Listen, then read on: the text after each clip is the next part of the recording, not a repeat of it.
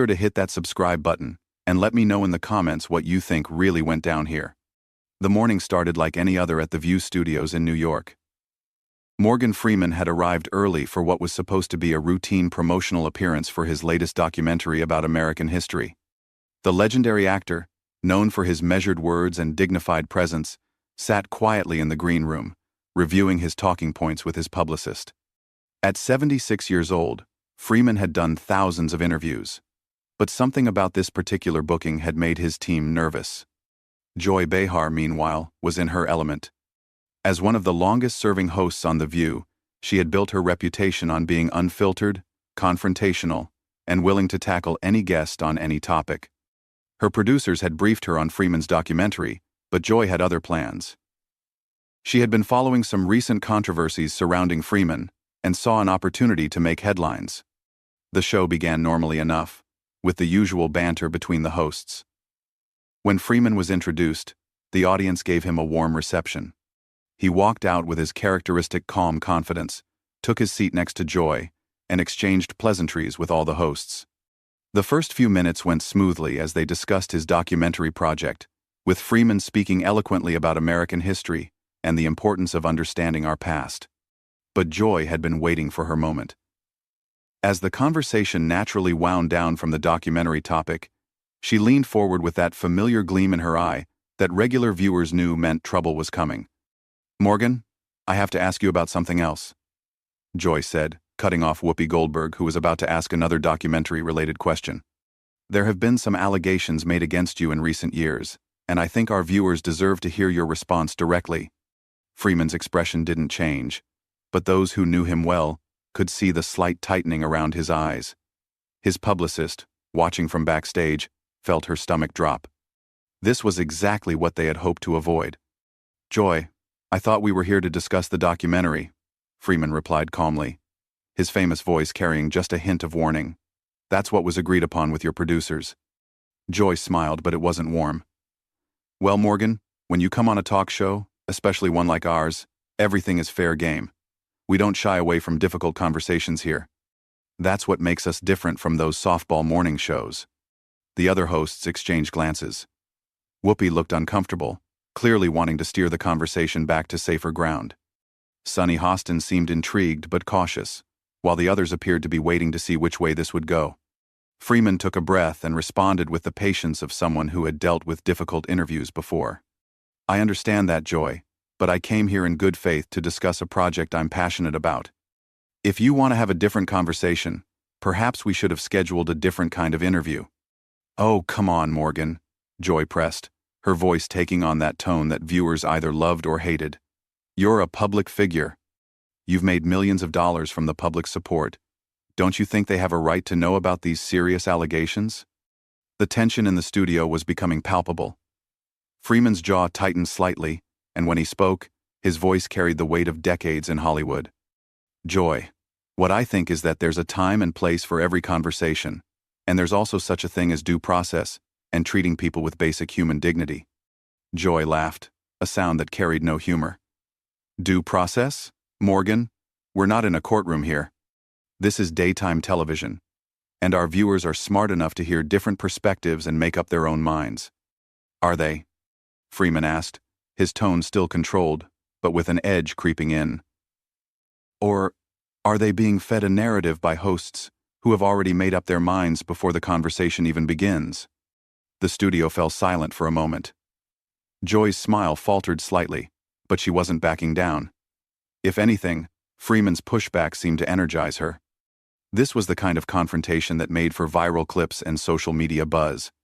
"I think our viewers can handle the truth, Morgan," she said, her voice rising slightly. "What they can't handle is celebrities who think they're above accountability just because they have a famous voice and a successful career." Freeman looked directly at her, and for a moment, the full weight of his presence filled the studio. When he spoke, his voice was quiet, but carried more authority than any shouting could have. "Joy, I've spent my entire career trying to use my platform responsibly. I've never claimed to be above accountability. But I do expect to be treated with the same respect I show others, something that seems to be in short supply at this table." The comment hung in the air like a challenge. Joy's face flushed slightly, and the other hosts looked increasingly uncomfortable. What had started as Joy trying to create a moment had turned into something much more serious, a fundamental clash between two very different approaches to public discourse. Joy leaned back in her chair, her eyes narrowing. Respect is earned, Morgan, and it works both ways. When you come on our show, you don't get to dictate the terms of the conversation. Freeman's response would set the tone for everything that followed, and nobody in that studio was prepared for what came next. Freeman sat back in his chair, his eyes never leaving Joy's face. When he spoke, his voice carried a new tone, one that everyone in the studio recognized as someone who had reached their limit. "Joy, let me ask you something," Freeman said, his words measured but sharp. "How many people have you built up in your career versus how many you've torn down?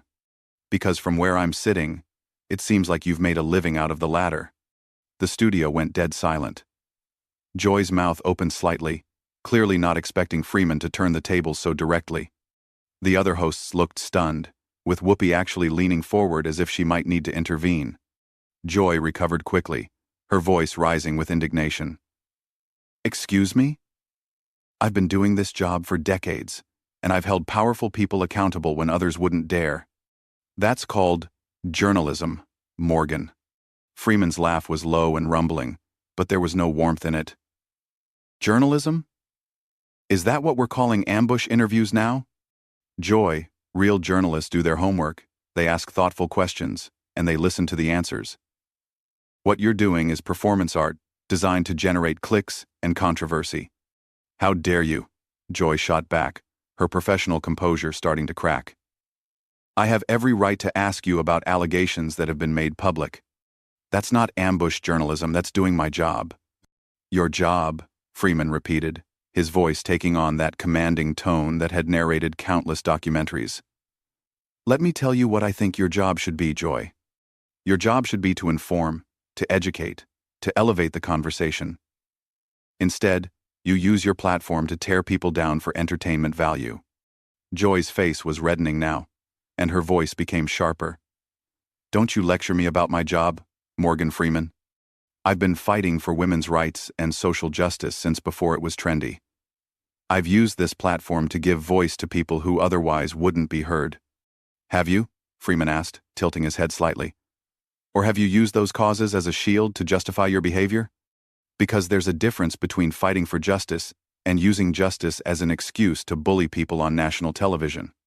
The other hosts were now looking back and forth between Joy and Freeman like spectators at a tennis match. Sonny tried to interject. "Maybe we should all take a breath here and—" "No." Joy cut her off sharply, her eyes still locked on Freeman. "I want to hear this. Please, Morgan. Tell me more about how I'm a bully." This from a man who has had multiple women come forward with stories about inappropriate behavior. Freeman's expression hardened. "Joy, those allegations were investigated, and I addressed them publicly at the time. But even if they hadn't been, even if I were the worst person in the world, it wouldn't change the fact that your approach to this conversation has been unprofessional from the start." "Unprofessional?" Joy's voice cracked with disbelief. "You're calling me unprofessional? You're the one who came here expecting some kind of puff piece interview and then got upset when I asked real questions." Freeman leaned forward slightly, his presence somehow filling more space in the studio. "Joy, I've done real interviews with real journalists who ask tough questions. The difference is they did it with respect, with preparation, and with the understanding that their job is to seek truth, not to create drama. So now I'm not a real journalist?"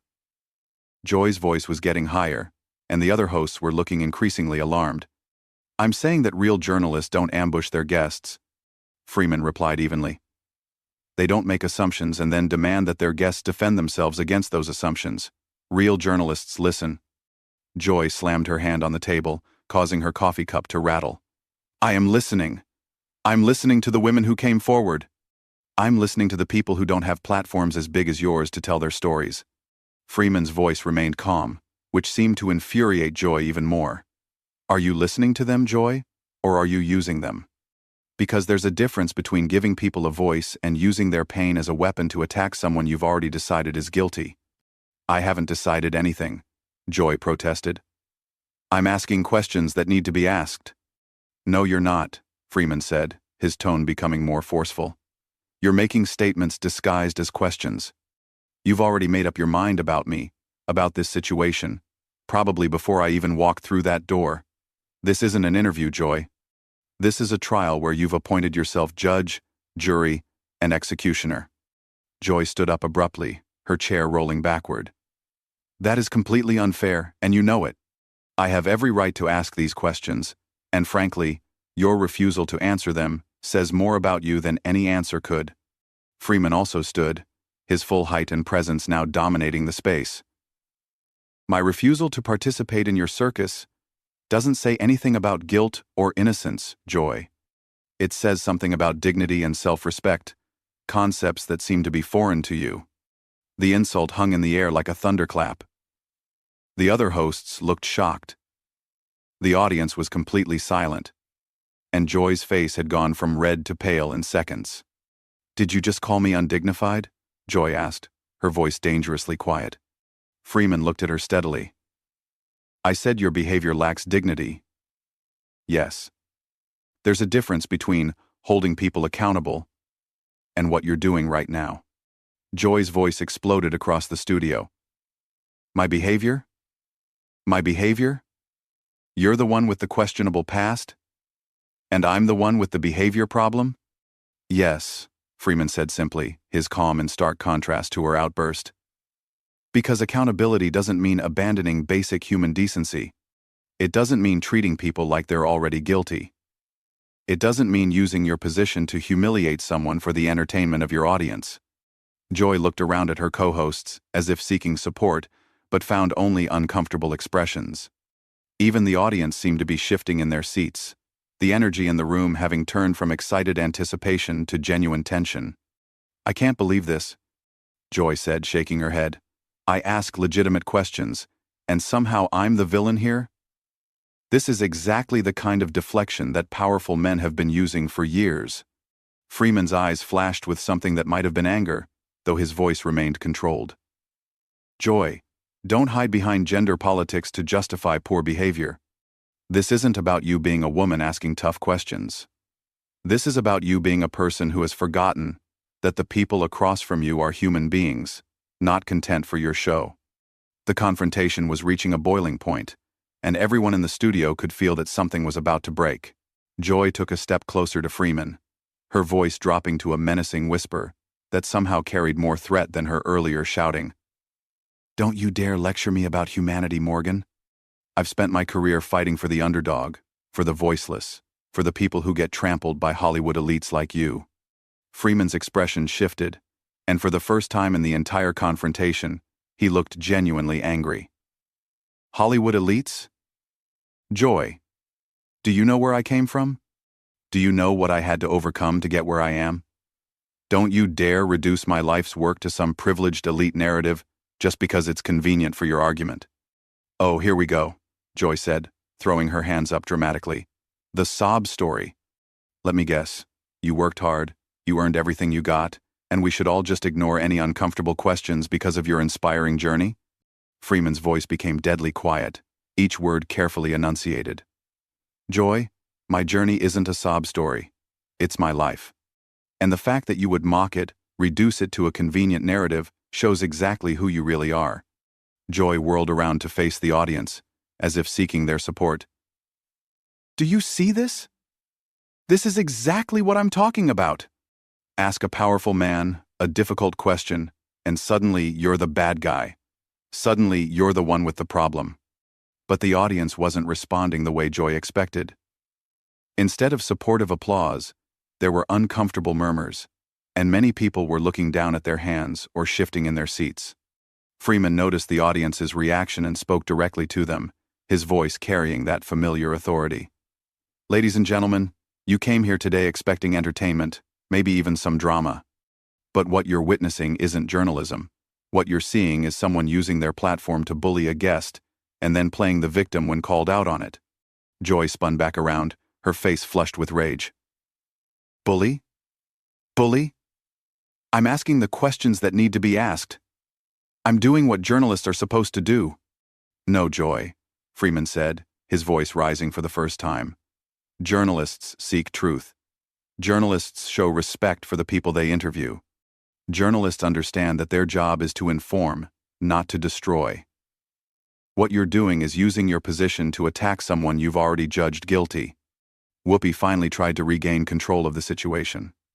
Okay, everyone. Let's just take a step back here and... No, Joy cut her off again, pointing directly at Freeman. I'm not backing down from this. This man thinks he can come on my show and dictate how I do my job. Freeman's laugh was sharp and bitter. Your show?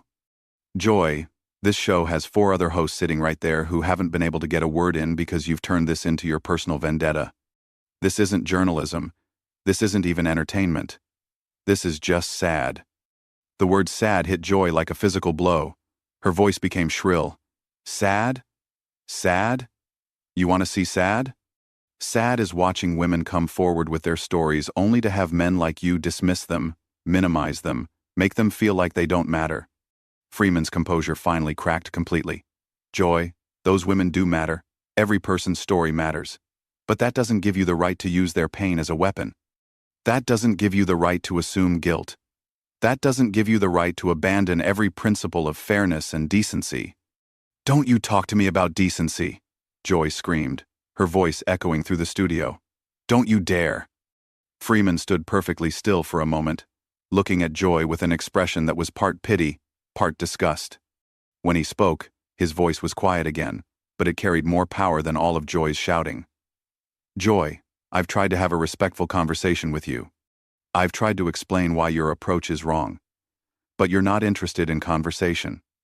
You're not interested in truth. You're only interested in being right, even when you're wrong. Joy's voice cracked with emotion, though whether it was anger or something else was unclear. I am right.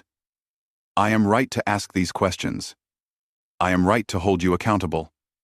End of. Freeman shook his head slowly.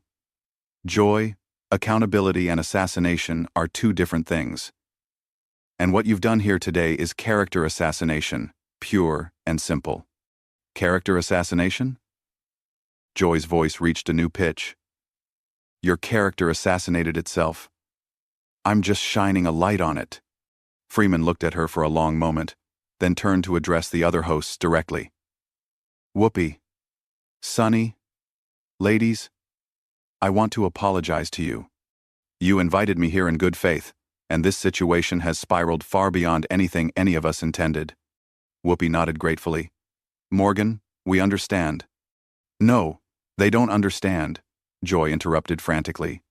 They don't understand that this is exactly how powerful men have operated for decades. They come in, they charm everyone, they make the woman asking tough questions look like the villain. Freeman turned back to Joy one final time. Joy, I came here to talk about American history, about learning from our past, about building a better future. Instead, I've learned something about the present that genuinely saddens me. I've learned that there are people who would rather tear others down than build anything up. Joy's voice became desperate. That's not what I'm doing. That's not who I am. Freeman's expression softened slightly, and when he spoke, there was genuine sadness in his voice. Joy, I think it might be exactly who you've become. And that's the real tragedy here. The words hit Joy like a slap. For a moment she was completely speechless, her mouth opening and closing without sound. Freeman looked around the studio one more time, then began walking toward the exit. I'm going to leave now. Because this conversation has become something that serves no one. Not you, not me, not your viewers, and certainly not the important issues you claim to care about. Joy found her voice again, calling after him desperately. You can't just walk away.